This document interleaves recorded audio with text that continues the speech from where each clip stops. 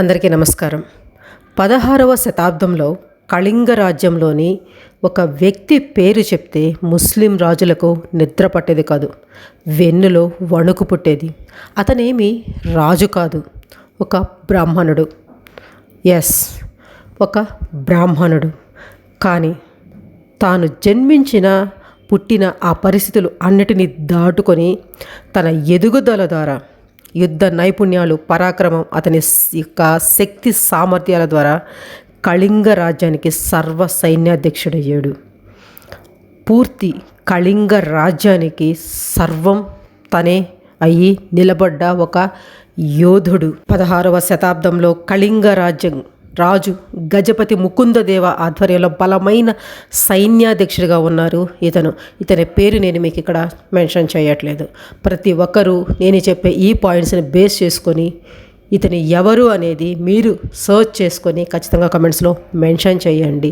ఎప్పుడు నేనే చెప్పేస్తే ఏం బాగుంటుంది, మీరు కూడా కొంచెం సర్చ్ చేయండి, అతను ఎవరు అని తెలుసుకొని కమెంట్స్లో మెన్షన్ చేయండి. కంప్లీట్ డీటెయిల్స్ నేను మీకు నెక్స్ట్ వీడియోలో ఇస్తాను. కానీ ప్రతి ఒక్కరూ ఇతని గురించి ఖచ్చితంగా తెలుసుకుని తీరాలి. హిందూ సమాజం చేసిన తప్పు ఏంటి అనేది ప్రతి ఒక్కరూ తెలుసుకోవాలి. నేను చివరిలో అడిగే ఒక క్వశ్చన్కి మీరు అందరూ ఆన్సర్ చేస్తారు అని నేను నమ్ముతున్నాను. మనం విధించుకున్న స్వదేశీ సంఖ్యల కారణంగా 16వ శతాబ్దంలో ఒరిస్సా తన అస్తిత్వాన్నే కోల్పోయింది. కళింగ రాజ్య సర్వ సైన్యాధ్యక్షుడిగా ఉన్న ఇతను చేసిన తప్పు తెలుసుకుని హిందూ ధర్మంలోకి వస్తాను అంటే రానియకుండా ఈ హిందువులు చేసిన తప్పు వల్ల మన కోణార్క్ దేవాలయం, భువనేశ్వర్ లింగరాజ్ దేవాలయం, పూరి జగన్నాథ్ దేవాలయంతో పాటు పలు ముఖ్యమైన దేవాలయాలు ఎలా ధ్వంసమయ్యాయో మీకెవరికైనా తెలుసా? రాజ్యమే కోల్పోవడం జరిగింది. అది ఎలా జరిగిందో మీకెవరికైనా తెలుసా? ఇంతటి వీరత్వం, పరాక్రమం కలిగిన నేత మతం మారి మన దేవాలయాలు ధ్వంసం చేశాడంటే నమ్మశక్యం కానే కాదు. కానీ అదే నిజం. ఒరిస్సాలోని ముఖ్యమైన దేవాలయాలు అన్నింటినీ కూడా కూలగొట్టాడు. దానికి కారణం ఒక ముస్లిం యువతిని ప్రేమించి మతం మారి పెళ్లి చేసుకోవడం. I think this is the first love జిహాద్. సాధారణంగా హిందూ అమ్మాయిలని ఎవరైనా ముస్లిం అబ్బాయిలు ప్రేమించి పెళ్లి చేసుకొని మతం మారిస్తే దాన్ని లవ్ జిహాద్ అని ఇప్పుడు అందరూ వింటూనే ఉంటారు. కానీ ఇది జరిగింది ఒక హిందూ అమ్మాయిని, బ్రాహ్మణుడైన యోధుడిని లవ్ జిహాద్లోకి ఎలా మార్చారు అనేది నెక్స్ట్ వీడియోలో నేను మీకు వివరిస్తాను. ఒక ప్లాన్డ్ ప్రకారం చేసిన పని అది.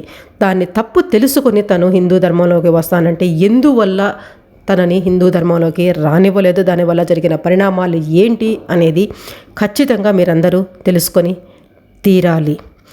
మతం మారడం తన తప్పు అయ్యుండొచ్చు, కానీ తప్పు తెలుసుకొని తిరిగి స్వధర్మంలోకి వస్తానంటే మన వాళ్ళు హక్కున చేర్చుకోకపోవడమే కళింగ రాజ్యానికి భూస్థాపితం అయ్యేదానికి కూడా ఒక కారణం అయింది అనేసి మీకెవరికైనా తెలుసా?